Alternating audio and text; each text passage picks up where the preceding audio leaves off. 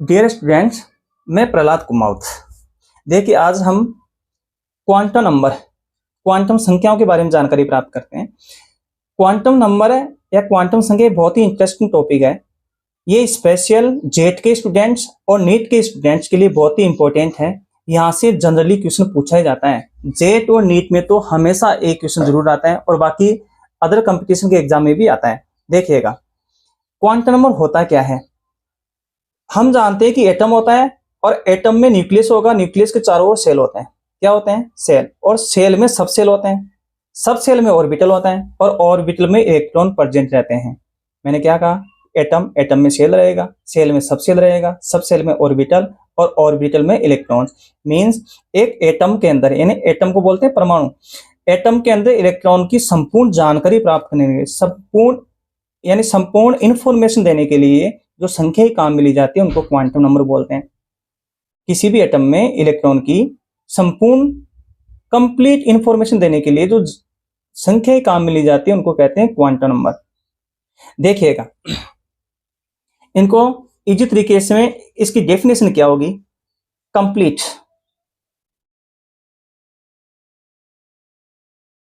Complete address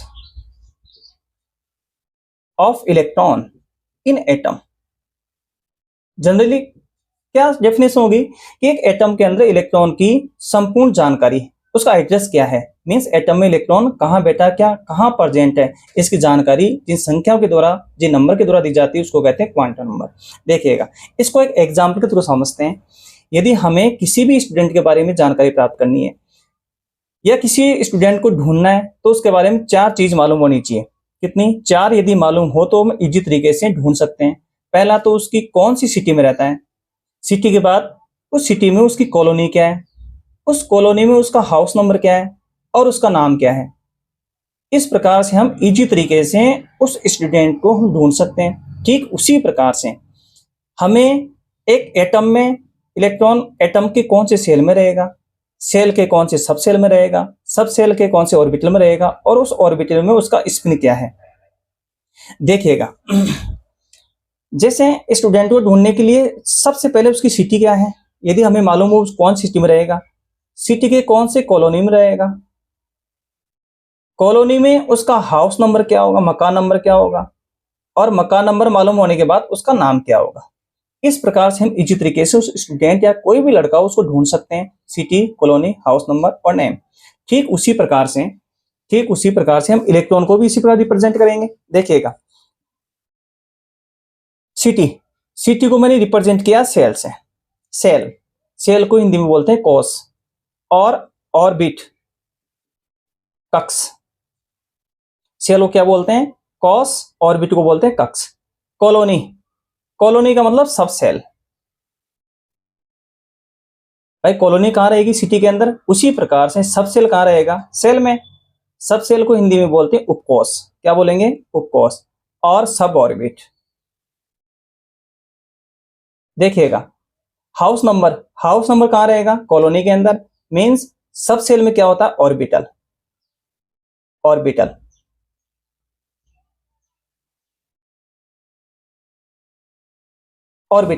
देखो, orbit कक्ष होता है और ऑर्बिटल कक्षक होता है। क्या होता है? कक्षक। Name means electron. इलेक्ट्रॉन को ढूंढने के लिए हमें इस प्रकार से, देखो इलेक्ट्रॉन कहां बैठा है, जैसे सेल के कौन से सब सेल के कौन से ऑर्बिटल में, और उसका स्पिन क्या होगा, उसका स्पिन क्या होगा। देखिए, जो सेल को रिप्रेजेंट करती है वो क्वांटम संख्या होती है एन क्या होगी? Principal quantum number. कौन सी quantum number? Principal quantum number. देखिएगा, जो सब सेल को रिप्रेजेंट करेगी उस क्वांटम नंबर को बोलते हैं, रिप्रेजेंट करेंगे एल से, एजीमुथल क्वांटम नंबर। क्या बोलेंगे? Azimuthal quantum number. नेक्स्ट, जो ऑर्बिटल को रिप्रेजेंट करेगी उसको बोलते हैं एम, मैग्नेटिक क्वांटम नंबर। और जो इलेक्ट्रॉन को रिप्रेजेंट करेगी उसको रिप्रेजेंट करते हैं एस, स्पिन क्वांटम नंबर। इस प्रकार से एक एटम के अंदर इलेक्ट्रॉन की जानकारी प्राप्त करने के लिए हमें 4 प्रकार की क्वांटम संख्याएं की आवश्यकता होगी। कितने क्वांटम संख्याएं? 4 प्रकार की, एन, एल, एम और एस। देखिएगा, एन को बोलते हैं principal quantum number, principal quantum number. Principal quantum number Hindi में बोलते हैं मुख्य क्वांटम संख्या। क्या बोलते हैं? मुख्य क्वांटम संख्या, पहली क्वांटम संख्या। दूसरी क्वांटम संख्या एल, इसको बोलते हैं एजीमुथल, एजीमुथल क्वांटम नंबर, जिसको हिंदी में बोलते हैं द्विअंशी क्वांटम संख्या। क्या बोलेंगे? द्विअंशी क्वांटम संख्या, द्विअंशी क्वांटम संख्या। थर्ड क्वांटम संख्या होगी, उसको एम से रिप्रेजेंट करते हैं, एम से रिप्रेजेंट करते हैं। एम का मतलब होगा magnetic quantum number, magnetic quantum number, जिसको चुंबकीय क्वांटम संख्या बोलते हैं। क्या बोलते हैं? चुंबकीय क्वांटम संख्या। नेक्स्ट देखो फोर्थ, जो फोर्थ क्वांटम नंबर होगी उसको रिप्रेजेंट करते हैं चक्रण स्पिन क्वांटम नंबर, उसको रिप्रेजेंट करते हैं एस से। एस का मतलब होगा spin quantum number, spin quantum number, जिसको बोलते हैं चक्रण क्वांटम संख्या। अब देखिएगा, एटम में इलेक्ट्रॉन की जानकारी प्राप्त करने के लिए 4 क्वांटम संख्या की आवश्यकता होगी। कौन कौन सी? एक होगी एन, एक होगी एल, एक होगी एम, एक होगी S. N principal quantum number, मुख्य क्वांटम संख्या। एल एजीमुथल क्वांटम नंबर, द्विअंशी क्वांटम संख्या। एम मैग्नेटिक क्वांटम नंबर, चुंबकीय क्वांटम संख्या। एंड फोर्थ कौन सी? स्पिन क्वांटम नंबर, चक्रण क्वांटम संख्या। देखिएगा, इन चारों क्वांटम संख्याओं से हम इलेक्ट्रॉन एटम में कहां प्रेजेंट है इसकी जानकारी प्राप्त करते हैं। देखिएगा, अब जनरली एक क्वेश्चन ये पूछा जाता है कि इनमें से 3 क्वांटम संख्याएं कौन कौन सी? N, L, M. एक साइंटिस्ट था श्रोडिंगर वेव इक्वेशन, उस इक्वेशन के माध्यम से एन, एल और एम ये तो जानकारी मिलती है उस इक्वेशन से, लेकिन एस की जानकारी नहीं मिलती है। तो ये क्वेश्चन पूछा जाता है, तो मैं यहाँ एक नोट के माध्यम से यहाँ जो क्वेश्चन पूछा जाता है उसको रिप्रेजेंट करता हूँ। देखिए, इसको मिटा देता हूं, देखिएगा।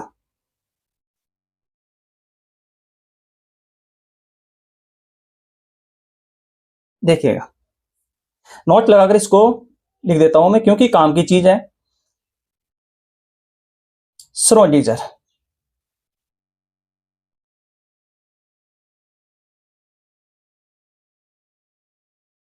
वेव इक्वेशन,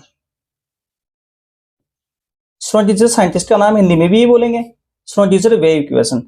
इस इक्वेशन के थ्रू एन, एल और एम क्वांटम नंबर की जानकारी मिलती है, लेकिन एस की नहीं मिलती। ये आपको याद रखना है। मैंने क्या कहा? श्रोडिंगर वेव इक्वेशन के through n principal quantum number, azimuthal quantum number, magnetic quantum number के बारे में जानकारी मिलती है, लेकिन कौन सी क्वांटम संख्याओं के बारे में जानकारी नहीं मिलती है? Spin quantum number. ये आपको याद रखना है। देखिएगा, अब 1 बाय 1 क्वांटम नंबर लेते हैं और इसी तरीके से समझते हैं। देखिएगा, तो ये नोट याद रखना, क्योंकि यहाँ से क्वेश्चन पूछते हैं कि कौन सी quantum number Schrodinger wave equation के द्वारा आइडेंटिफाई नहीं की जाती, कौन सी है? Spin quantum number. देखिएगा, फर्स्ट एन, एन को बोलते हैं principal quantum number, principal quantum number यानी मुख्य क्वांटम संख्या। देखिए, सबसे पहले इसका डिस्कवरर कौन है?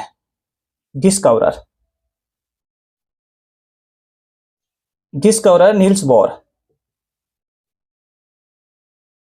इसकी डिस्कवरी किसने की? नील्स बोर ने। देखिएगा, हम जानते हैं कि जो भी क्वांटम नंबर होगी, जो प्रिंसिपल क्वांटम नंबर, इसकी डिस्कवरी नील्स बोर ने की। ये क्वांटम संख्या कॉस यानी सेल के बारे में जानकारी देती है। किसके बारे में? सेल के बारे में जानकारी देती है नील्स बोर। हम जानते हैं कि नील्स बोर ने एक मॉडल दिया था, जिसको नील्स बोर का एटॉमिक मॉडल बोलते हैं।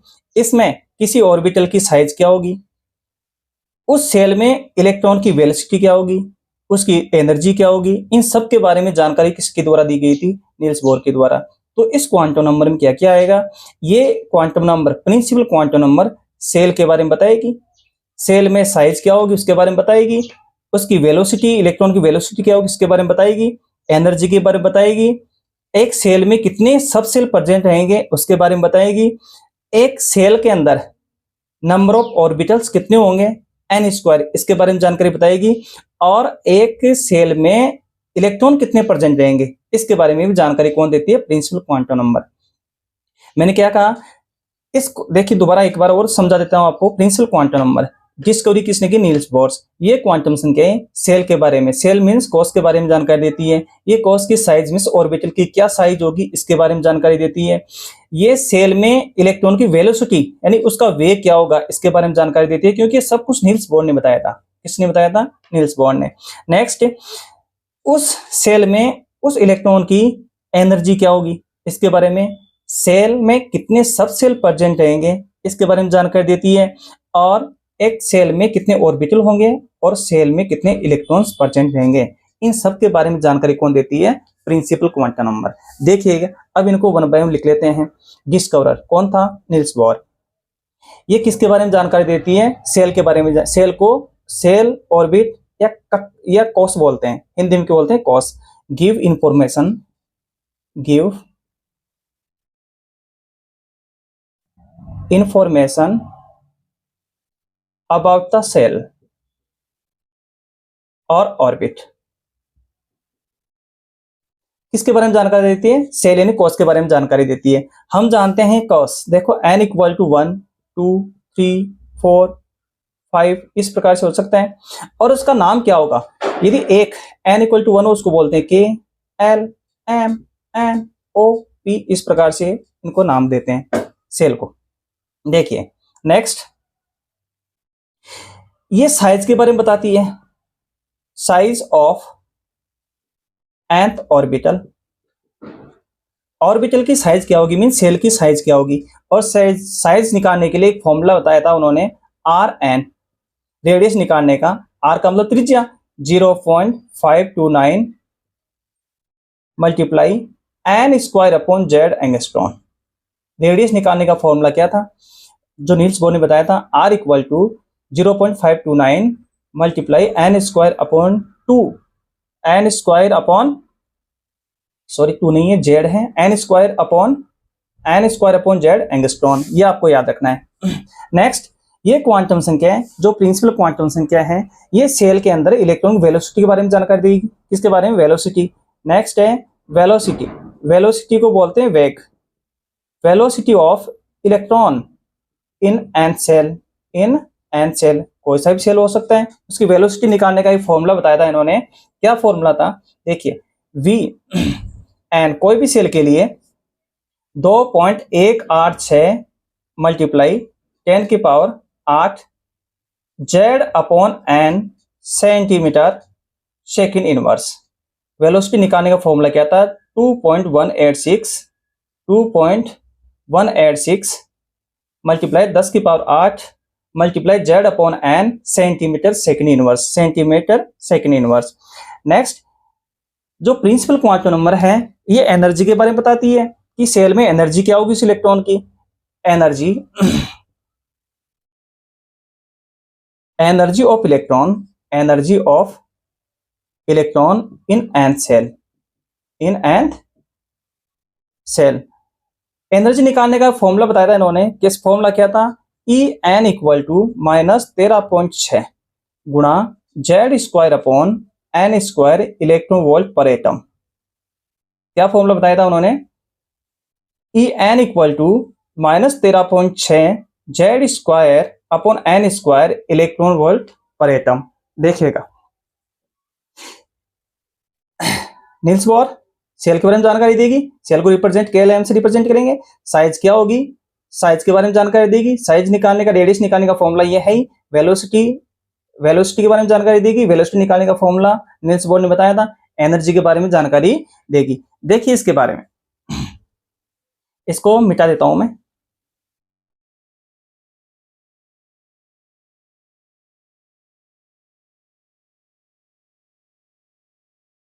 देखिएगा ये क्वांटम संख्या इंफॉर्मेशन देती है एक सेल में कितने सबसेल प्रेजेंट रहेंगे, एक सेल में कितने सबसेल प्रेजेंट रहेंगे, मींस एक कोष में कितने उपकोष प्रेजेंट रहेंगे। देखिए number of subshell in nth shell equal to n, means एक सेल के अंदर कितने सबसेल प्रेजेंट रहेंगे। तो इसकी जानकारी किसने दी? प्रिंसिपल क्वांटम नंबर। देखिएगा सिंपल सा फॉर्मूला आपको याद रखना है कि किसी भी एटम में जितने सेल होंगे उतने ही सब सेल होंगे। याद रह जाएगा, मैंने क्या कहा, एक एटम के अंदर जितने सेल रहेंगे, जितने सेल उतने क्या होंगे, सब सेल। देखिएगा, इफ यदि n इक्वल टू 1 हो, n क्या है, n को रिप्रेजेंट कॉस से बोलते हैं, सेल से बोलते हैं। n equal to 1 means shell एक है तो सब सेल भी कितना होगा, 1 होगा। देखिएगा, n को रिप्रेजेंट हम जानते हैं कि सेल क्या होगा, n से रिप्रेजेंट करेंगे 1, और सब सेल कौन सा होगा, n इक्वल टू कितना है, यहां लिख देता हूं मैं, n इक्वल टू 1, सब सेल कौन सा होगा, एक ही होगा लेकिन उसका नाम क्या होगा, s। n इक्वल टू 2 हो, दो सब सेल होंगे, कितने होंगे, दो, एक तो s होगा, एक p होगा। नेक्स्ट, यदि n इक्वल टू 3 हो, भाई जितने सेल उतने सब सेल, तीन सब सेल प्रेजेंट रहेंगे, एक s होगा, एक p होगा, एक d होगा। n इक्वल टू 4 हो तो चार सब सेल होंगे, कौन कौन से, s, p, d और f, चार सब सेल प्रेजेंट रहेंगे। मीन जितने सेल उतने सब सेल के बारे में, जितने सेल होंगे उतने सब सेल होंगे। ये जानकारी कौन देती है, प्रिंसिपल क्वांटम नंबर। देखिएगा अब खास चीज, ये क्वांटम नंबर है, ये भी जानकारी देती है कि एक सेल में कितने ऑर्बिटल होंगे, कितने कक्षक होंगे।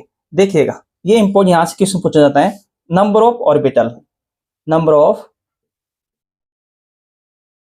Orbitals in shell, nth shell, किसी सेल के बारे में पूछ सकता है। nth सेल मींस एक सेल में कितने कक्षक प्रेजेंट रहेंगे, एक सेल में कितने कक्षक प्रेजेंट रहेंगे, इसको निकालने का एक फॉर्मूला दिया उन्होंने, n स्क्वायर। क्या दिया, n स्क्वायर। ये फॉर्मूला आपको याद रखना है। देखिएगा, इफ एग्जांपल यदि n इक्वल टू 3 हो, क्या पूछेगा, यदि n इक्वल टू 3 हो तो बताओ उस सेल में कितने ऑर्बिटल्स होंगे। तो अपना फॉर्मूला क्या है, सेल में ऑर्बिटल निकालने का फॉर्मूला, मींस कक्षक निकालने का फॉर्मूला होता है n square. n equal to 3 दिया है तो अपना ऑर्बिटल्स कितने हो जाएंगे, ऑर्बिटल्स क्या पूछेगा, ऑर्बिटल्स, ऑर्बिटल्स कितने होंगे, अपना फॉर्मूला क्या है, n स्क्वायर, तो 3 का स्क्वायर कितने हो गए, 9। तो जो तीसरी सेल है उसमें नंबर ऑफ ऑर्बिटल्स कितने होंगे, 9। कितने होंगे, 9। देखिएगा, नेक्स्ट क्वेश्चन और पूछा जाता है, ये तो सेल में नंबर ऑफ ऑर्बिटल्स हैं, यदि अपन को ये पूछ लें कि सेल में नंबर ऑफ इलेक्ट्रॉन्स कितने रहेंगे, नंबर ऑफ, ये भी क्वेश्चन बहुत बार पूछा गया है, number of electrons, number of electrons in nth shell, ये निकालने का फॉर्मूला है 2n स्क्वायर। क्या फॉर्मूला है, 2n स्क्वायर। मींस हम जानते हैं कि एक ऑर्बिटल में दो इलेक्ट्रॉन रहेंगे, कितने रहते हैं, दो, जिनका देखो एक ऑर्बिटल में दो इलेक्ट्रॉन रहेंगे, मींस जो भी सेल में इलेक्ट्रॉन निकालेंगे दो से मल्टीप्लाई कर देंगे। इसका फॉर्मूला क्या हो गया, 2n square. For example n equal to 3 हो, n इक्वल टू 3 में ऑर्बिटल्स कितने रहेंगे, 9।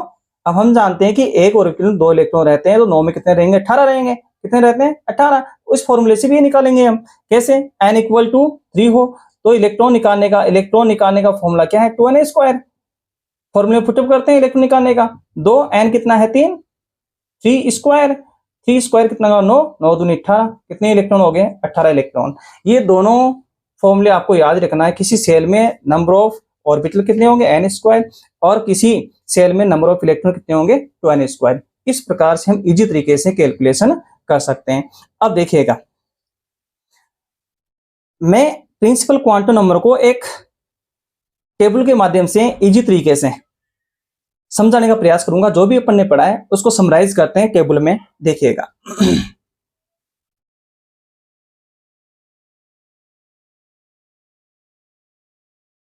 देखिए प्रिंसिपल क्वांटम नंबर, इसमें होता है सेल।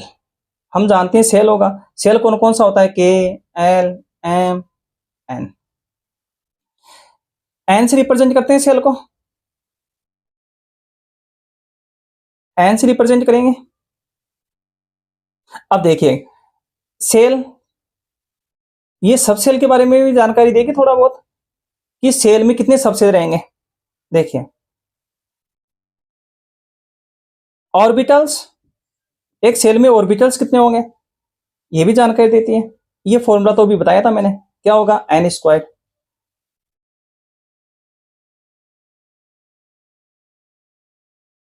नंबर ऑफ इलेक्ट्रॉन, एक सेल में कितने इलेक्ट्रॉन रहेंगे, फॉर्मूला भी बताया था मैंने, 2n स्क्वायर। देखिएगा ये n है।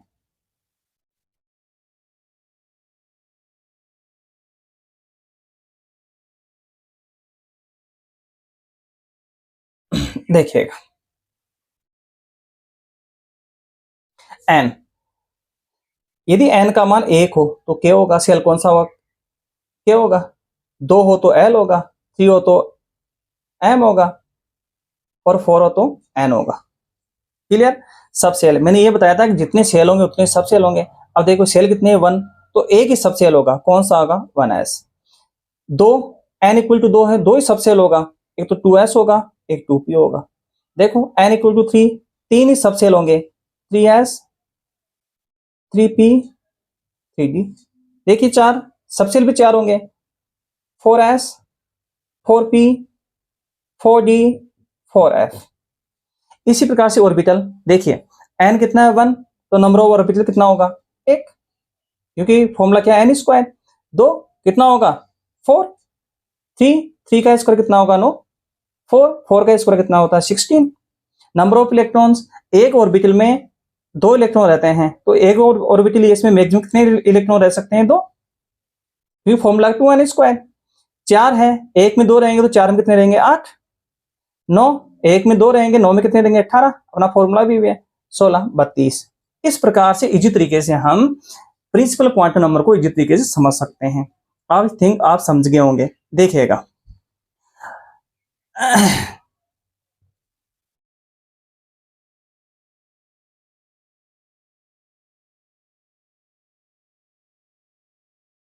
देखिए एक क्वेश्चन और पूछा जाता है क्या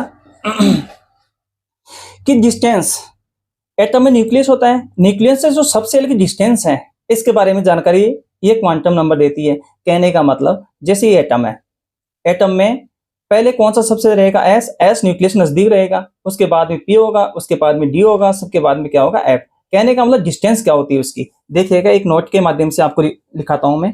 डिस्टेंस, डिस्टेंस का मतलब दूरी, डिस्टेंस ऑफ सब सेल, एक उपकोष की दूरी कितनी होगी फ्रॉम न्यूक्लियस। मींस एक सब सेल की नाभिक से दूरी क्या होगी, एस, नजदीक कौन होगा, एस, इससे दूर होगा पी, इससे दूर होगा डी, और इससे दूर होगा एफ। ये आपको ध्यान रखना है। अब देखिए आइडेंटिफाई कैसे करोगे कि प्रिंसिपल क्वांटम नंबर ये है। देखिए 1s, आपने सब सेल देखा होगा ऑफकोर्स 1s। 1s में जो संख्या लिखी हुई होती है 1 2 3 4 5 6, वो होती है प्रिंसिपल क्वांटम नंबर। तो 1s में प्रिंसिपल क्वांटम नंबर कितना हो गया, 1s। 6s में 6, 3d में 3, जो आगे संख्या लिखी हुई होती है वो होती है principal quantum number. I think आप समझ गए होंगे कि प्रिंसिपल क्वांटम नंबर क्या होती है। नेक्स्ट देखो दूसरी क्वांटम नंबर कौन सी है, एजीमुथल क्वांटम नंबर। दूसरी क्वांटम नंबर एजीमुथल, जिसको बोलते हैं द्विअंक्षीय क्वांटम संख्या। कौन सी क्वांटम संख्या, द्विअंक्षीय क्वांटम संख्या। देखिएगा सेकेंड क्वांटम नंबर जिस एजीमुथल, एजीमुथल क्वांटम नंबर, इसको रिप्रेजेंट करते हैं एल से। किससे रिप्रेजेंट करते हैं, एल से। हिंदी में क्या बोलते हैं, द्विअंक्षीय क्वांटम नंबर। देखो इनके बारे में जानकारी, इसकी डिस्कवरी सोमरफेल्ड ने की थी। एजीमुथल क्वांटम नंबर की जानकारी डिस्कवरी सोमरफेल्ड ने की थी। एजीमुथल क्वांटम नंबर सब सेल के बारे में बताएगी। सब सेल की शेप क्या होगी, याद रखना, उपकोष के बारे में बताएगी। और शेप, शेप मीन्स आकृति, एक उपकोष या सब सेल की शेप किस प्रकार से होगी, उपकोष की आकृति किस प्रकार से होगी, ये जानकारी कौन सी क्वांटम नंबर देगी, एजीमुथल या द्विअंक्षीय क्वांटम नंबर। देखिएगा अब खास बात क्या है, एजीमुथल क्वांटम नंबर एल ये डिपेंड होती है एन प्रिंसिपल क्वांटम नंबर से। मींस ये एल उससे डिपेंड रहेगी, इसकी वैल्यू हमेशा एन से छोटी होगी क्योंकि ये इस पे डिपेंड है। नेक्स्ट ये ऑर्बिटल्स के बारे में, एक सेल सब सेल में ऑर्बिटल्स कितना होगा, 12+1। वहां कितना था, सेल में number of orbitals n square था, जबकि यहाँ ऑर्बिटल्स में एक सब सेल में कितने ऑर्बिटल्स होंगे, और उस सब सेल में नंबर ऑफ इलेक्ट्रॉन्स कितने होंगे। देखिएगा क्या क्या जानकारी देती है quantum number, one by one लिखते हैं। एजीमुथल क्वांटम नंबर, इसकी डिस्कवरी खोजकर्ता कौन है, डिस्कवरर सोमरफेल्ड। इसकी डिस्कवरी किसने की? सोमरफेल्ड ने की। देखो ये किसके बारे में जानकारी देती है? ये सबसेल के उपकोष के बारे में और सबसेल की शेप के बारे में जानकारी देती है। Give information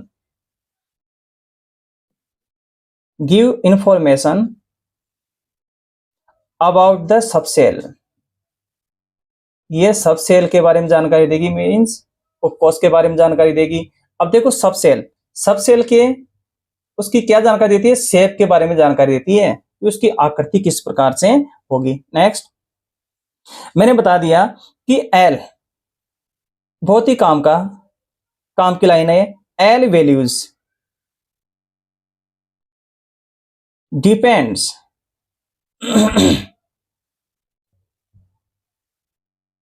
on an values. याद रखना, वेरी वेरी इंपॉर्टेंट। जो एल की वैल्यू है किस पे डिपेंड होती है? किस पे डिपेंड रहेगी? ये रहेगी एन की वैल्यू पे डिपेंड रहेगी। ये आपको याद रखना है। देखिए एक काम की लाइन है क्या?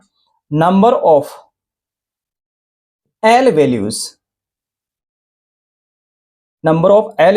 For n shell. ये आपको याद रखना है। इसकी वैल्यू होगी 0 to n-1। Very very important, ये आपको याद रखना है। एन की वैल्यू कैलकुलेशन किस प्रकार से करोगे? मींस एल की वैल्यू किस पे डिपेंड होती है? एन की वैल्यू पर। और एल की वैल्यू का मान क्या होगा? कि वैल्यू क्या होगी? 0 to n-1। देखिए 0 to n-1 मींस इसकी जो भी वैल्यू होगी वो 0 भी हो सकती है, और n मींस जो प्रिंसिपल क्वांटम नंबर है उससे कम ही होगी। आई बात समझ में? देखिएगा अब आपको समझ में ये भी आ गया होगा कि एल की वैल्यू एन से कम होनी चाहिए ना, तो ऐसा सबसेल पॉसिबल ही नहीं होगा जिसमें एन और एल बराबर हो। देखिए पॉसिबिलिटी क्या है? एन एल, ये पॉसिबल है, ये सबसेल पॉसिबल है। कौन सा है? N. N equal to L possible है क्या? नहीं है, क्योंकि वैल्यू ही नहीं है। नेक्स्ट एन की क्या एल की वैल्यू एन से ज्यादा है क्या? ये भी पॉसिबल नहीं है। तो आपसे पूछ सकता है कौन सा सब सेल पॉसिबल है, कौन सा नहीं है। तो इस प्रकार से हम काउंट कर सकते हैं कौन सा सेल पॉसिबल है, कौन सा नहीं है। देखिए 1s एस की वैल्यू 0 भी बताऊंगा मैं आपको। सब सेल एस सब सेल की वैल्यू 0 होगी एल की, और इसमें एन 1 है, मीन्स एल की ज्यादा होता है। अभी आपको बता दूंगा मैं किस प्रकार से एन और एल की कैलकुलेशन करेंगे। देखिए लेकिन आपको ये जरूरी याद रखना है कि एन की वैल्यू ज्यादा होगी वही पॉसिबल है, बराबर भी नहीं हो सकता है, और एन की वैल्यू कम भी नहीं हो सकती। देखिएगा एक एग्जाम्पल को समझते हैं।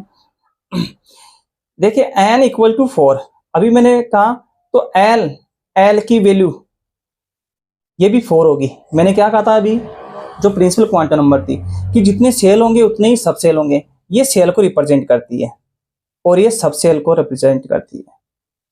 जितने सेल रहेंगे उतने क्या होंगे? सब सेल। तो n इक्वल टू 4 है तो l की वैल्यू कितनी होगी? 4 होगी। तो देखिएगा n इक्वल टू 4, तो l की वैल्यू आपको याद रखनी है। आपको याद रखनी है क्या?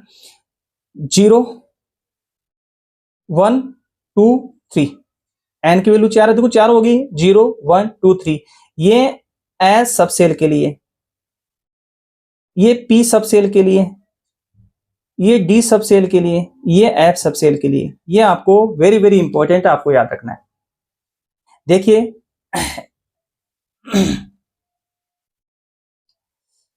0 1 2 3 0 एस पी डी और एफ, ये आपको वेरी वेरी इंपॉर्टेंट है, याद रखना है। एल की वैल्यू एस सब सेल के लिए एल की वैल्यू कितनी होगी? 0, पी के लिए कितनी होगी? 1, डी के लिए कितनी होगी? 2, एफ के लिए कितनी होगी? 3। देखिए अब मैं आपको जो समझा रहा था पहले कि कौन सा सब सेल पॉसिबल है कौन सा नहीं है, इस तरीके से अब देखिए अब आपको मालूम चल गया कि एस के लिए एल की वैल्यू 0 होगी, पी के लिए 1 होगी, डी के लिए 2 होगी और एफ के लिए 3 होगी। अब देखिए अब आपको बताता हूं कि कौन सा सब सेल पॉसिबल है, यानी उपकोष पॉसिबल है, कौन सा नहीं है। देखिएगा 1s। अब देखो 1s में n कितना है? 1s में n, ये तो n है और ये कितना है? l कितना है? 0। तो पॉसिबल है या नहीं है? बिल्कुल, क्योंकि n, मैंने क्या कहा, ये तो n है, ये l है। n के लिए क्या है? 1 है, और एल के लिए एस की वैल्यू कितनी 0 मीन्स एल ज्यादा है, ये पॉसिबल है। अब मैं आपको रिप्रेजेंट करता हूँ 2D। देखो 2D होता है क्या, देखते हैं। ये तो एन है और डी के लिए एन की एल की वैल्यू कितनी है 2, देखो कितनी है, ये है एल, कितना एल। अब यहां देखो इसके लिए हम जानते हैं कि एल की वैल्यू 2 है, एन भी 2 और एल भी 2, क्या पॉसिबल है क्या? अरे एन इक्वल टू एल, ये भी 2 और ये भी 2, पॉसिबल है क्या? पॉसिबल नहीं है, इसलिए ये सब सेल पॉसिबल ही नहीं है, ये सब सेल पॉसिबल नहीं। पॉसिबल क्या है? 3D पॉसिबल है, क्यों? क्योंकि इसमें तो एन इक्वल टू 3 है और जबकि डी में कितना होगा एल 2, ये पॉसिबल है। इसी प्रकार से मैं आपको ये कहना चाहूंगा क्या 3F पॉसिबल है क्या? क्या 3F पॉसिबल है क्या? 3F पॉसिबल है, यस और नॉट? देखिए n इक्वल टू 3 और f के लिए l कितना है 3, मीन्स n और l दोनों की वैल्यू कितनी होगी?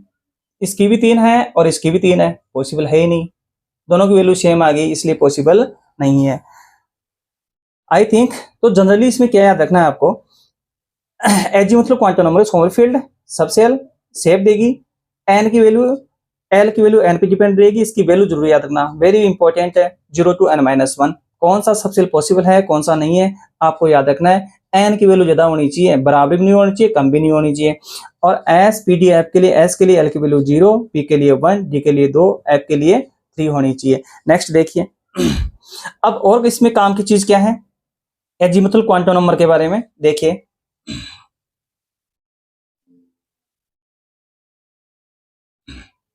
देखिए ये जो क्वांटम नंबर है एजीमुथल क्वांटम नंबर, ये सबसेल, एक सबसेल में कितने नंबर ऑफ ऑर्बिटल्स होंगे इसके बारे में जानकारी देती, बहुत ही इंपॉर्टेंट है, आपको याद रखना है। Number of orbitals, orbitals in subshell, in subshell formula है 2l+1, वेरी वेरी इंपॉर्टेंट। एक सबसेल में ऑर्बिटल कितने ऑर्बिटल्स होंगे, ऑर्बिटल्स यानी उपकोष में कितने कक्षक रहेंगे, उसका फॉर्मूला क्या है 12+1, क्या होगा 12+1। एल क्या है? एजीमुथल क्वांटम नंबर है।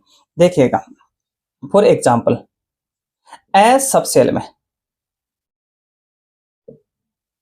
वो पूछते हैं एस सबसेल में कितने ऑर्बिटल्स हैं, याद रखना एस सेल पूछे तो n स्क्वायर होगा, एन सब सेल में कितने ऑर्बिटल्स होंगे 12+1, क्या होगा 12+1।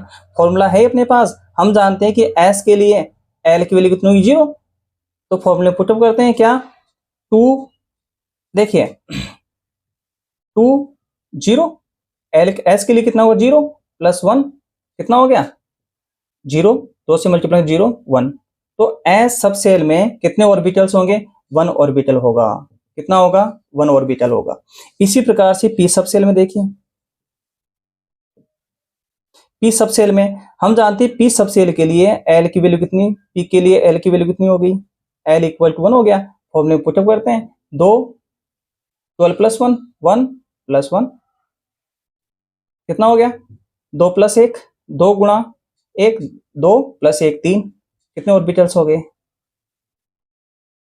3 ऑर्बिटल्स। इसी प्रकार से डी सब सेल में कितना होगा, डी सब सेल में कितने ऑर्बिटल्स होंगे देखिए डी के लिए एल बराबर कितना हो गया 2, फॉर्मूले पुटअप करते हैं 2 2 + 1 कितना हो गया 4 1 5, 5 ऑर्बिटल्स हो गए, कितने ऑर्बिटल्स हो गए 5 ऑर्बिटल्स हो गए। इसी प्रकार से एफ सब सेल में कितना होगा, एफ के लिए एल बराबर कितना है 3, फॉर्मूले पुटअप करते हैं 2 × 3 + 1 3 दूनी 6 1 7, 7 ऑर्बिटल्स। आई थिंक आप समझ गए होंगे कि सब सेल में कितने ऑर्बिटल्स रहेंगे। एस सब सेल में 1 ऑर्बिटल, पी में 3 ऑर्बिटल, डी में 5 ऑर्बिटल, एफ में 7 ऑर्बिटल्स होते हैं। अब देखिएगा, अब आपसे पूछेगा कि जो सब सेल होता है उसमें कितने इलेक्ट्रॉन रहेंगे, तो ये भी इंपॉर्टेंट है, ये भी आपको याद रखना है। देखिए क्या याद रखना है number of electrons, number of electrons, number of electrons इन सब सेल, नंबर ऑफ इलेक्ट्रॉन्स। देखो वहां पर भी अपन ने नंबर ऑफ सेल निकालने के लिए ऑर्बिटल्स के n स्क्वायर था जो प्रिंसिपल क्वांटम नंबर था, और इलेक्ट्रॉन निकालने के लिए 2 से मल्टीप्लाई किया था 2n²। इसी प्रकार से नंबर ऑफ ऑर्बिटल्स इन सब सेल में क्या है 12+1। नंबर ऑफ इलेक्ट्रॉन पूछे तो 2 से मल्टीप्लाई कर देंगे 2 12+1 2 12+1। देखिएगा एक एग्जाम्पल के थ्रू समझते हैं। देखिए एस सबसेल, एस सबसेल में नंबर ऑफ इलेक्ट्रॉन कितने रहेंगे? देखो एस में L = 0 मीन्स फॉर्मूले में क्या हो गया 2 0 2 + 1 1 2 2 × 0 + 1।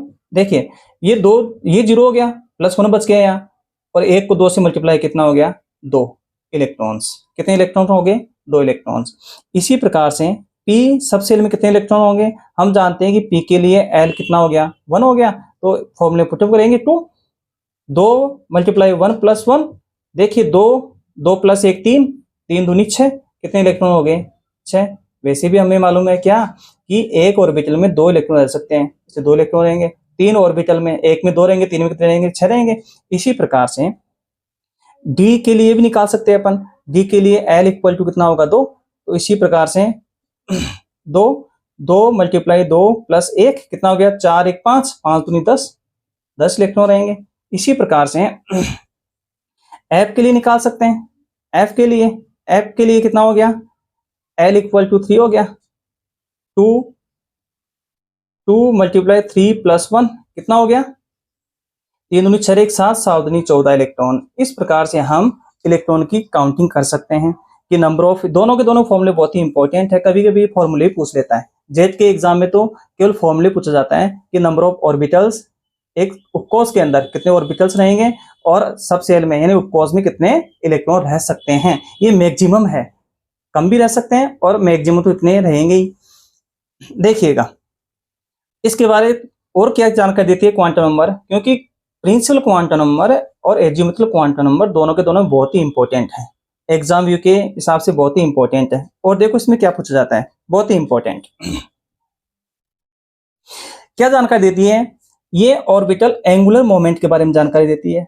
मींस कक्षीय कोणीय संवेग के बारे में जानकारी देती है। किसके बारे में? कक्षीय कोणीय संवेग के बारे में। देखो ऑर्बिटल क्या जानकारी देगी, orbital angular moment,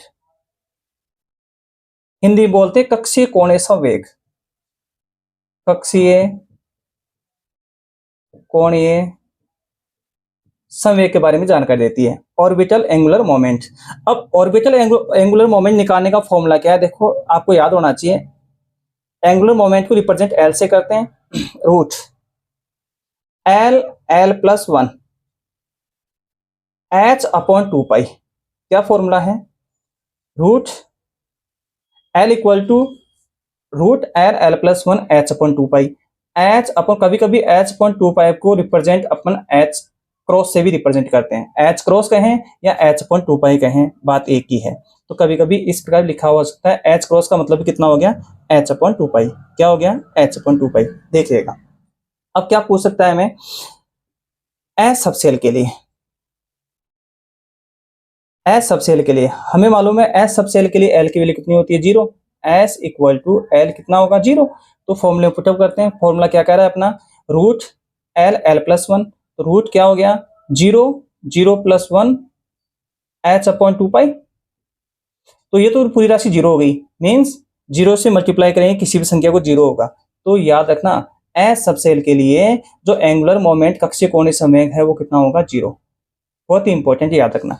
P subshell के लिए देखिए, P सबसेल के लिए क्या होगा, P के लिए कि L की वैल्यू कितनी होगी 1 होगी। फॉर्मूले में पुटअप करते हैं, 1 1 + 1 1 1 2 2 को मल्टीप्लाई करोगे 1 से तो कितना होगा √2, या √2 ये फॉर्मूले में h/2π तो है ही, तो क्या हो गया √2 h/2π। इसी प्रकार से हम D के लिए निकाल सकते हैं, इसी प्रकार से हम D के लिए निकाल सकते हैं। D सबसेल के लिए, D के लिए L की वैल्यू कितनी होगी 2। देखिए फॉर्मूले में क्या हो जाएगा 2 2 + 1 कितना हो गया, ये h/2π तो है ही फॉर्मूले में, कितना हो गया 2 1 3 3 दूनी 6 √6 h अपॉन 2 पाई। इसी प्रकार से ऐप की कैलकुलेशन कर सकते हैं, इसी प्रकार से ऐप की कैलकुलेशन करते हैं। ऐप के लिए कितना हो गया, यहाँ डी आएगा, sorry D, F L equal to 3 equal to 3 आ जाएगा, 3 प्लस 1 कितना हो गया, h upon 2 pi equal to क्या हो गया, 3 plus 1 4, 4 3 12 root 12 h upon 2 pi. इस प्रकार से जो एंगुलर मोमेंट है इसके बारे में पूछ सकता है। जनरली पूछा जाता है एस सबसेल के लिए कितना होगा, 0 होगा, कितना होगा, 0 होगा। अब देखिए जो भी एजिमुथल क्वांटम नंबर के बारे में मैंने जनरल जानकारी दी है उसको टेबल के माध्यम से रिप्रेजेंट करेंगे। जैसे प्रिंसिपल क्वांटम नंबर को समझाता उसी प्रकार से, ठीक उसी प्रकार से एजिमुथल क्वांटम नंबर को भी एक टेबल के माध्यम से समराइज करेंगे। देखिए इसको मिटा देता हूं मैं, देखिएगा देखिए सबसेल मैं एल की वैल्यू या एल लिख देता हूं 0 1 2 3। उसके बाद में सबसेल, क्योंकि सबसेल को रिप्रेजेंट एल से करते हैं ना, सबसेल हो गया। सेफ, ये किसके बारे में जानकारी देती है, सेफ, सेफ को हिंदी बोलते हैं आकृति, किसके बारे में, आकृति। नेक्स्ट ऑर्बिटल्स, एक सबसेल के अंदर कितने ऑर्बिटल्स होंगे, फॉर्मूला आपको भी बताया था 2l+1, क्या होगा 2l+1, 2l+1। इलेक्ट्रॉन्स 2l+1, पहले 2 भी है ना, नंबर ऑफ इलेक्ट्रॉन कैसे निकालोगे सबसेल में, 212+1, इलेक्ट्रॉन कैसे निकालोगे, यहां मैं लिख देता हूं इलेक्ट्रॉन्स 212+1, 212+1। देखिएगा सबसेल एस एल की वैल्यू 0 1 2 हो, कौन से सबसेल के लिए 0 होगा, एस के लिए, कौन से, ये इसको ऐसे भी लिख देता हूं मैं ताकि कोई मिक्स नहीं हो।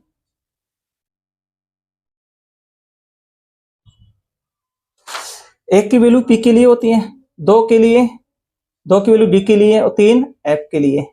आई थिंक समझ गए होंगे। अब देखो जो एफ एस सबसेल होता है उसकी शेप होती है सर्कुलर, गोलाकार होती है, कैसी होगी, राउंड शेप होगी, सर्कुलर। जो पी सबसेल होता है उसकी डम्बेल आकृति होगी, शेप कैसी होगी, डम्बेल, जैसे डमरू होता है शिव जी का, उसी प्रकार से डम्बेल। जो डी ब्लॉक होता है उसकी डबल डम्बेल होती है, डबल डम्बेल का मतलब 2 डबल है, देखो इस प्रकार से डबल डम्बेल। इसी प्रकार से जो ए ब्लॉक होगा उसकी कॉम्प्लेक्स होती है, कम से कम आप 8 लोब होती है उसकी, लेकिन इसकी जो शेप होगी वो कॉम्प्लेक्स, वो जटिल होती है, कैसी होगी, कॉम्प्लेक्स, 8 लोब होती है उसमें।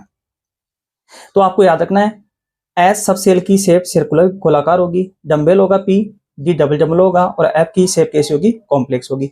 ऑर्बिटल्स देखो एस ऑर्बिटल्स हम जानते हैं कि एस का ऑर्बिटल्स कितना होगा, एस सबसेल में 1 होगा, पी में 3 होगा, डी में 5 होगा और एफ में 7 होगा।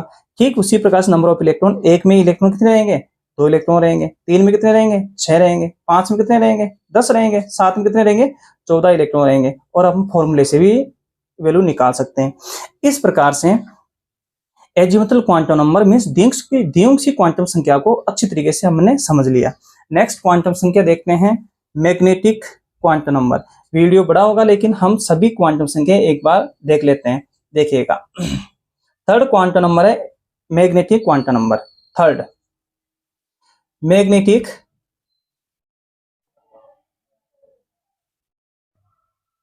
Quantum number, magnetic quantum number, इसको रिप्रेजेंट करते हैं एम से। चुंबकीय क्वांटम संख्या, कौन सी क्वांटम संख्या, चुंबकीय क्वांटम संख्या। देखिए इसकी डिस्कवरी लैंडे और जीमान ने, इसकी खोज लैंडे और जीमान ने की थी। यह क्वांटम नंबर ऑर्बिटल के बारे में जानकारी देगी, किसके बारे में, ऑर्बिटल मींस कक्ष, और उस कक्षक का विन्यास क्या होगा, अभिविन्यास मींस ओरिएंटेशन ऑफ इलेक्ट्रॉन के बारे में जानकारी देती है। जैसा एल की वैल्यू एन पे डिपेंड थी उसी प्रकार से एम की वैल्यू एल पे डिपेंड है, मींस एजिमुथल क्वांटम नंबर पे डिपेंड होती है। अब देखिएगा समझिएगा इसको, मैंने क्या बताया, डिस्कवरर, इसकी खोजकर्ता कौन है, डिस्कवरर। डिस्कवरर, इसका डिस्कवरर है लैंडे। दो साइंटिस्ट हैं, लैंडे और जीमान।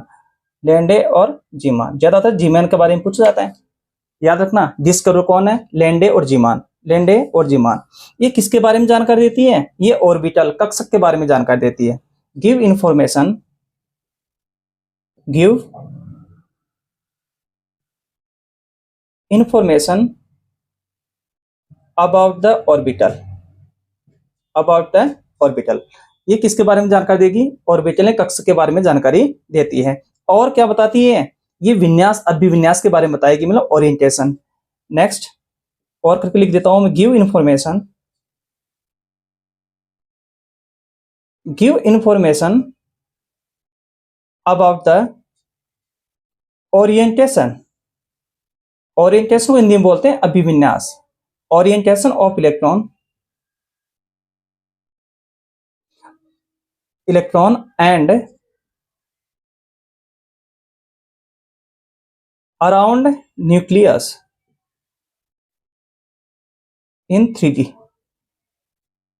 त्रिविमीय विन्यास में जो इलेक्ट्रॉन का अभिविन्यास होगा न्यूक्लियस के चारों ओर, उसके बारे में जानकारी कौन देती है? Magnetic quantum number. या तो पूछ ले ऑर्बिटल के बारे में जो जानकारी कौन सी देगी, या पूछ ले ओरिएंटेशन ऑफ इलेक्ट्रॉन के बारे में, जो न्यूक्लियस के चारों ओर इलेक्ट्रॉन का जो मूव करता है उसका ओरिएंटेशन क्या होगा 3D में, ये जानकारी भी कौन देती है? Magnetic quantum number. देखिएगा, वेरी वेरी इंपॉर्टेंट, एम की वैल्यू पूछेगा वो, एम वैल्यू, एम की वैल्यू, एल एल की वैल्यू मेरे एज्यूमेट्रिक क्वांटम नंबर डिपेंड होगी। वेरी वेरी इंपॉर्टेंट है, आपको याद रखना है क्या कि एम की value depends on L values. एक फॉर्मूला आपको याद रखना है एम की वैल्यू निकालने का, देखो वेरी वेरी इंपॉर्टेंट है, minus L, zero plus L. क्या फॉर्मूला है एम की वैल्यू निकालने के लिए? आपको एल का मान याद होना चाहिए। इसका वैल्यू कितनी होगी? Minus L, zero plus L होगी। देखिएगा देखिएगा एस सबसेल के लिए, एस सबसेल हम जानते हैं एस सबसेल के लिए एल कितना होगा? जीरो। एल जीरो होगा, तो हम एम की वैल्यू निकालें। किसकी? एम की वैल्यू निकाल। देखो एम की वैल्यू निकालने का फॉर्मूला क्या होगा? L minus L, zero L. लेकिन एस सबसेल के लिए तो एल कितना जीरो होता है, तो एम भी कितना हो जाएगा? Zero zero zero. कितना हो जाएगा? जीरो। आपको याद रखना है एम सबसेल के लिए मैग्नेटिक क्वांटम नंबर कितना होगा? जीरो। नेक्स्ट पी सबसेल के लिए, पी सबसेल के लिए एल कितना होता है? वन होता है। अब देखो एल इक्वल टू वन होगा, इसका वैल्यू कितनी होगी? एम की वैल्यू देखिए माइनस वन, एल की वैल्यू रख रहा हूं मैं, एम की वैल्यू कितनी होगी? Minus one, zero plus one. Means कितनी होगी? तीन वैल्यू होगी। कितनी वैल्यू होगी? तीन, जिसकी मान क्या है? Minus one, zero plus one. D सब सेल के लिए क्या होगी? डी सब सेल के लिए एल कितना होता है? दो। एल दो होता है, तो एम की वैल्यू कैसे निकालोगे? देखो यहां रखोगे माइनस दो, माइनस एक, zero plus one plus two. कितने हो गए? पांच। माइनस दो, माइनस एक, जीरो प्लस वन प्लस दो। इसी प्रकार से एफ सब सेल के लिए, एस सब सेल के लिए हम जानते हैं कि एल इक्वल टू कितना होगा? थ्री। तो एम इक्वल टू कितना होगा?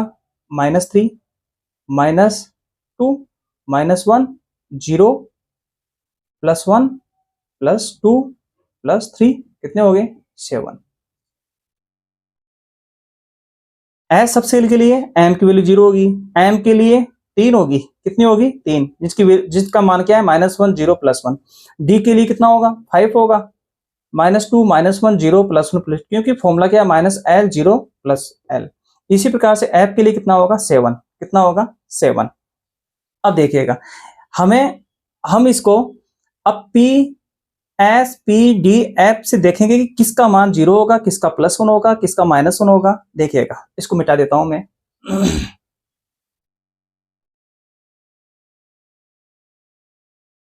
देखिएगा हम जानते, देखिए एस सब सेल के लिए हम जानते हैं कि एस सब सेल में केवल एक ही ऑर्बिटल होगा, एस सब सेल में एक ही ऑर्बिटल होगा और उसके लिए एम का मान कितना होगा, 0 होगा। कोई दिक्कत नहीं। देखिए दूसरा, पी सब सेल के लिए आई थिंक आप समझ रहे होंगे अच्छी तरीके से। पी सब सेल के लिए एल इक्वल टू 1 होता है, कितना 1 होगा। तो हम जानते हैं एम की वैल्यू कितनी होगी, -1 0 +1। अब देखिएगा, हम जानते हैं कि पी के अंदर कितने ऑर्बिटल होते हैं, 3 होते हैं, जो पहले पढ़ चुका अपन ने। क्यों एस अपने एजिमुथल क्वांटम नंबर क्या बता रही है कि पी सब सेल में 3 ऑर्बिटल होंगे। देखिए, और 3 के नाम क्या होंगे, यहाँ होगा पीजेड, एक लिखा मैंने पीएक्स, एक लिखा पीवाई। अब देखिएगा, जो पीजेड होता है इसकी वैल्यू हमेशा 0 होगी, ये एम की वैल्यू लिख रहा हूं मैं। पीएक्स के लिए -1 लिखा, -2 लिखा, इसको मैं ऊपर लिख देता हूं एक बार। ये पीजेड है, ये पीजेड, ये मैंने पीएक्स लिखा, ये पीवाई लिखा। अब देखिए, पीजेड के लिए एम की वैल्यू 0 है, फिक्स है। पीजेड के लिए एम की वैल्यू कितनी है, 0 फिक्स है। लेकिन पीएक्स के लिए -1 भी हो सकती है और +1 भी हो सकती है, ये फिक्स नहीं है। कहने का मतलब, यदि px के लिए -1 होगी तो py के लिए +1 होगी, लेकिन ये फिक्स नहीं है। इसका मान +1 होगा तो इसका -1 होगा।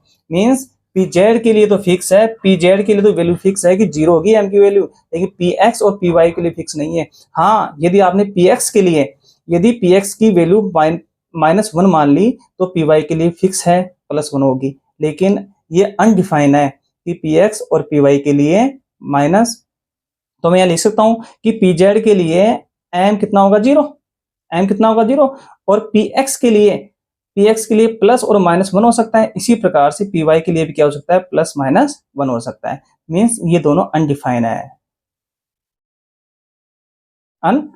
है। लेकिन ये आपको जरूर याद रखना है, pz के लिए m इक्वल टू कितना होगा, 0 होगा। ठीक इसी प्रकार से देखो, ये p सब सेल था। इसी प्रकार से f d और f देखते हैं अपन। देखिए,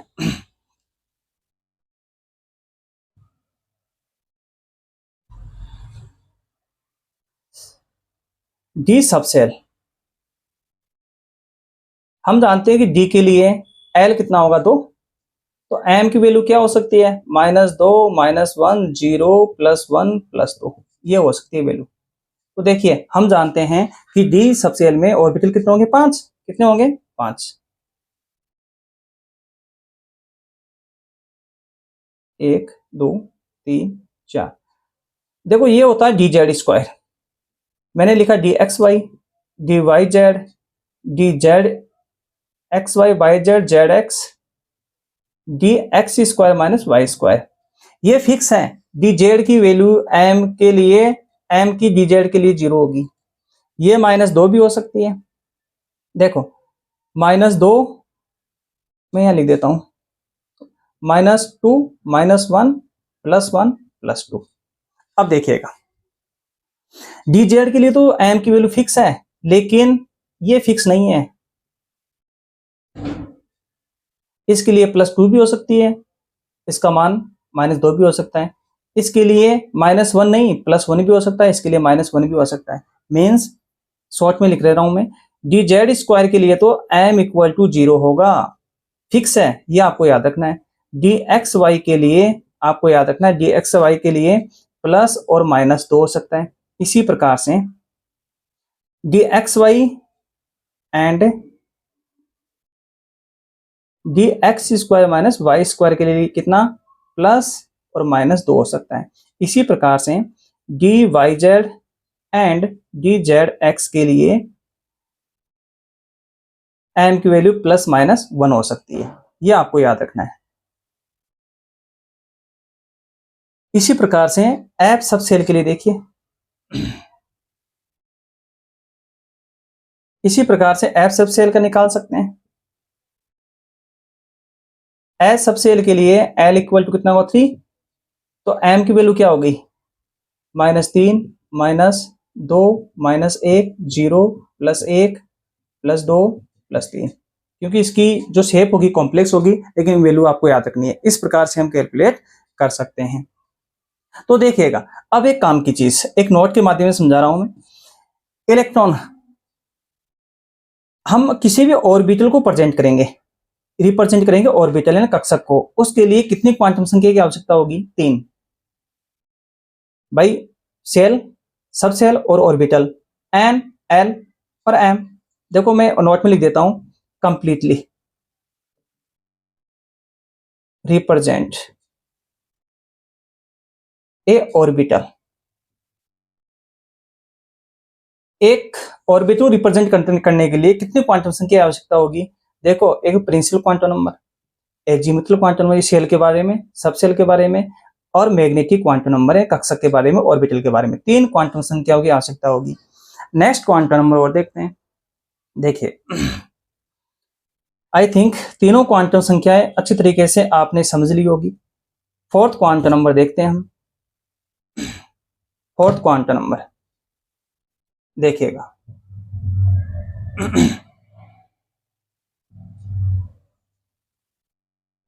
फोर्थ क्वांटम नंबर क्या है? देख, fourth quantum number spin quantum number, spin quantum number, spin quantum number को बोलते हैं, इसको रिप्रेजेंट करते हैं एस से। किससे? एस से। स्पिन क्वांटम नंबर होता है चक्रण क्वांटम संख्या। देखो, अब ये क्या बताएगी, ये किसी भी इलेक्ट्रॉन का ऑर्बिटल में इलेक्ट्रॉन का स्पिन क्या होगा, इसके बारे में, मतलब उसका चक्रण क्या होगा, उसके बारे में जानकारी कौन देती है? Spin quantum number. सिंपल सी है। देखिए, इसकी डिस्कवरी कौन थी? Gold Smith. 2 चीज याद रखनी है इस क्वांटम नंबर के बारे में, इसकी जो खोज की थी वो गोल्ड स्मिथ ने की थी, और ये जो क्वांटम नंबर है, ये इलेक्ट्रॉन और एक ऑर्बिटल में इलेक्ट्रॉन का स्पिन क्या है, क्लॉकवाइज है या एंटी क्लॉकवाइज है, इसके बारे में जानकारी प्रिंसिपल ये स्पिन क्वांटम नंबर देती है। देखिएगा, discoverer, discoverer God Smith. Discoverer कौन है? God Smith. देखिएगा, क्या इंफॉर्मेशन देती है, एक ऑर्बिटल के अंदर इलेक्ट्रॉन का क्या स्पिन है। देखिए, give information about spin off electron in orbital, in orbital. एक ऑर्बिटल में इलेक्ट्रॉन का क्या स्पिन है, इसके बारे में जानकारी देती है स्पिन क्वांटम नंबर। स्पिन का मतलब चक्रण होता है, हिंदी में चक्रण बोलते हैं। देखो, एस, इसको रिप्रेजेंट एस से करते हैं। इसका हम जानते हैं कि एक जो ऑर्बिटल होगा उसके अंदर 2 इलेक्ट्रॉन रहते हैं, 2 इलेक्ट्रॉन इस प्रकार से, और दोनों एंटी क्लॉकवाइज रहते हैं। अब जरूरी नहीं इस प्रकार से हो, ये इस प्रकार से भी हो सकता है, इस प्रकार से भी रह सकते हैं। मीन्स एस का प्लस, एस की वैल्यू प्लस हाफ भी हो सकती है और माइनस हाफ भी हो सकती है। आई थिंक समझ में आ गया होगा। देखो, प्लस हाफ का मतलब क्लॉकवाइज भी हो सकता है, क्लॉकवाइज, और एंटी क्लॉकवाइज भी हो सकता है, एंटी क्लॉकवाइज भी हो सकता है, क्लॉकवाइज भी हो सकता है और एंटी क्लॉकवाइज भी हो सकता है। देखिएगा, लेकिन ये डिफाइन नहीं है, ये ऐसे भी हो सकता है, ये एंटी क्लॉकवाइज भी हो सकता है, एंटी क्लॉकवाइज भी हो सकता है। इसी प्रकार से ये भी क्या हो सकता है? क्लॉकवाइज हो सकता है। मीन्स एस का मान प्लस हाफ भी हो सकता है, माइनस हाफ भी हो सकता है। मीन्स जो पहला इलेक्ट्रॉन है उसका जरूर नहीं प्लस हाफ हो, माइनस हाफ भी हो सकता है। लेकिन यदि आपने एक इलेक्ट्रॉन का प्लस हाफ मान लिया तो दूसरे इलेक्ट्रॉन का माइनस हाफ वैल्यू होगी एस की। लेकिन जनरली न्यूमेरिकल करने के लिए हम अच्छी तरह सुनिएगा मैं क्या कह रहा हूँ, जनरली न्यूमेरिकल करने के लिए एस की वैल्यू प्लस हाफ मान लेते हैं। कितना? पहला इलेक्ट्रॉन का प्लस हाफ मान लेते हैं, लेकिन ऐसा डिफाइन नहीं है।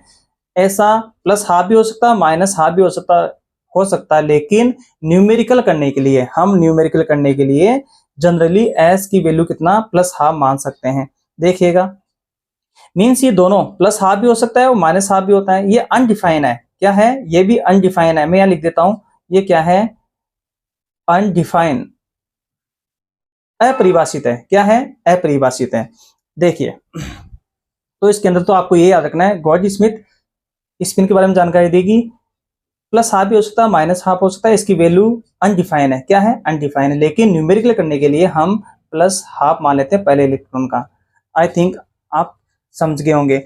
नेक्स्ट देखो, ये किसके बारे में देखती है? जैसे एजीमुथल क्वांटम नंबर है वो एंगुलर मोमेंट के बारे में जानकारी देती है, ठीक इसी प्रकार जो स्पिन क्वांटम नंबर है वो किसके बारे में जानकारी देती है? Spin angular momentum.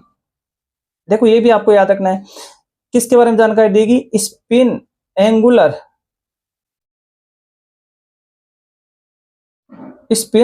Momentum.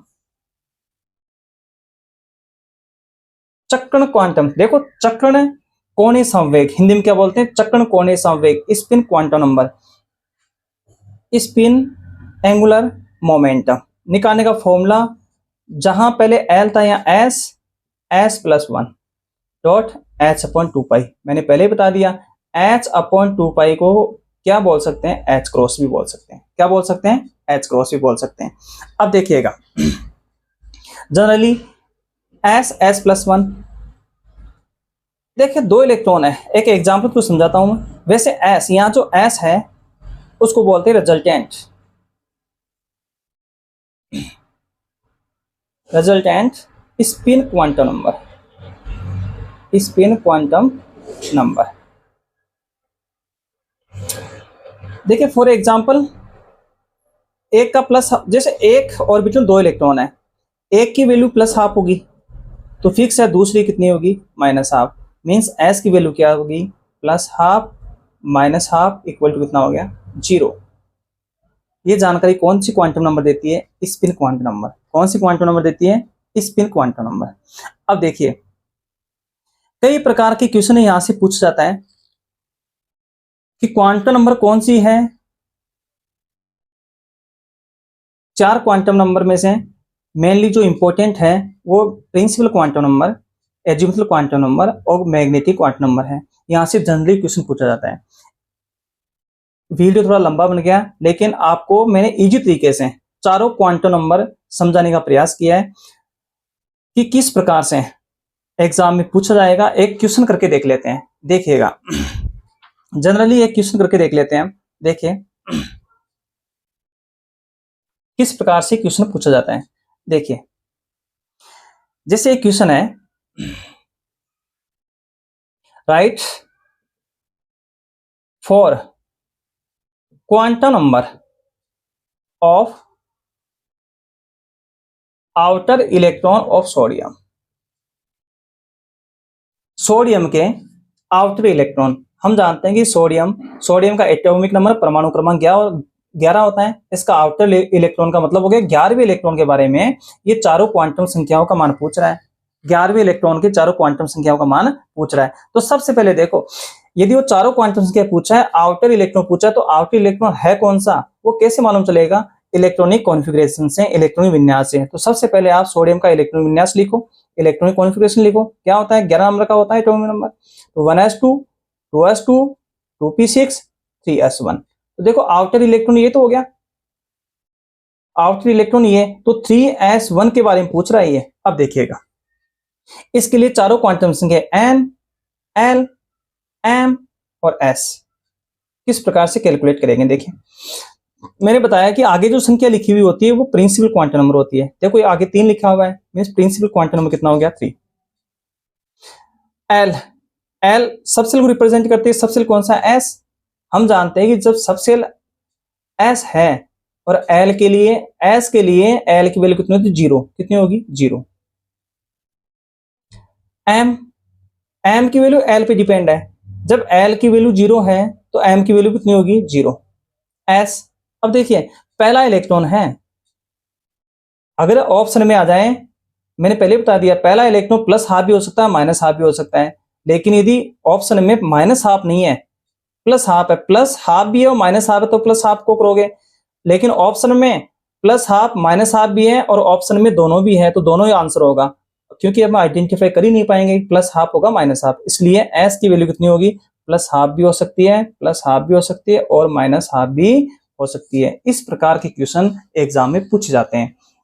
I think आपको अच्छी तरह समझ में आ गया होगा। क्वांटम नंबर आपको अच्छी तरीके से समझाने का प्रयास किया है। Thank you.